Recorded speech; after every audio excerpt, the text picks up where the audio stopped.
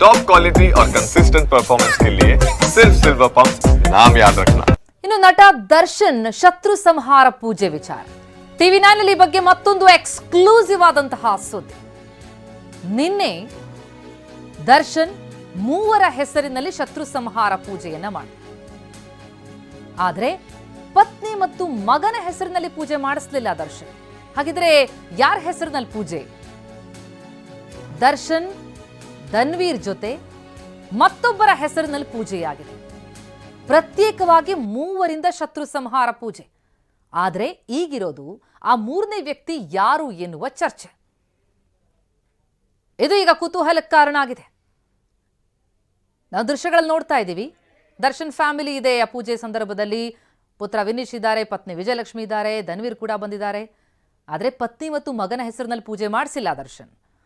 ದರ್ಶನ್ ಹೆಸರಿನಲ್ಲಿ, ಧನ್ವೀರ್ ಹೆಸರಿನಲ್ಲಿ, ಜೊತೆಗೆ ಮತ್ತೊಬ್ಬರ ಹೆಸರಿನಲ್ಲಿ ಪೂಜೆಯಾಗಿದೆ. ಶತ್ರು ಸಂಹಾರ ಪೂಜೆ ಇದು. ಪ್ರತ್ಯೇಕವಾಗಿ ಮೂವರಿಂದ ಈ ಶತ್ರು ಸಂಹಾರ ಪೂಜೆಯಾಗಿರೋದು. ಹಾಗಿದ್ರೆ ಆ ಮೂರನೇ ವ್ಯಕ್ತಿ ಯಾರು?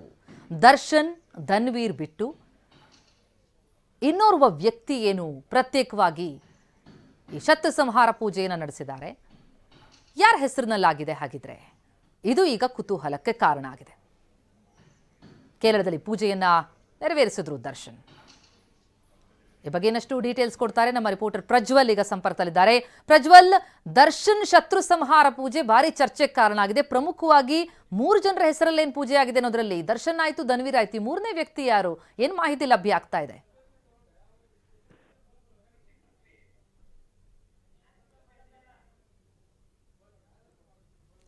ಎಸ್, ಮತ್ತೆ ಸಂಪರ್ಕಿಸ್ತೀವಿ, ಇನ್ನಷ್ಟು ಡೀಟೇಲ್ಸ್ ಪಡಿತಾ ಹೋಗ್ತೀವಿ. ಒಟ್ಟಾರೆ ಶತ್ರು ಸಂಹಾರ ಪೂಜೆ ಭಾರಿ ಚರ್ಚೆಗೆ ಗ್ರಾಸ ಆಗಿರೋದು. ಕೇರಳದ ಕಣ್ಣೂರಿನಲ್ಲಿ ಏನು ಶತ್ರು ಸಂಹಾರ ಪೂಜೆಯನ್ನು ಮಾಡಿದ್ರು. ಪೂಜೆಗಿಂತ ಹೆಚ್ಚಾಗಿ ಪೂಜೆ ಯಾರ್ಯಾರ ಹೆಸರಲ್ಲಿ ಮಾಡಿದ್ರಲ್ಲ, 3 ಜನರ ಹೆಸರಲ್ಲಿ ಪ್ರತ್ಯೇಕವಾಗಿ ಆಗಿರುವಂತಹ ಪೂಜೆ ಇದು. ದರ್ಶನ್, ಧನ್ವೀರ್. ಆದರೆ ಈ ಮೂರನೇ ವ್ಯಕ್ತಿ ಯಾರು ಹಾಗಿದ್ರೆ? ಇದು ಈಗ ಕುತೂಹಲಕ್ಕೆ ಕಾರಣ ಆಗಿದೆ. ದರ್ಶನ್ ಜೈಲ್ಪಾಲಾದಂಥ ಸಂದರ್ಭದಲ್ಲೂ ಕೂಡ ಬಹಳಷ್ಟು ಟೆಂಪಲ್ ರನ್ ನಡೆಸಿದ್ರು ವಿಜಯಲಕ್ಷ್ಮಿ.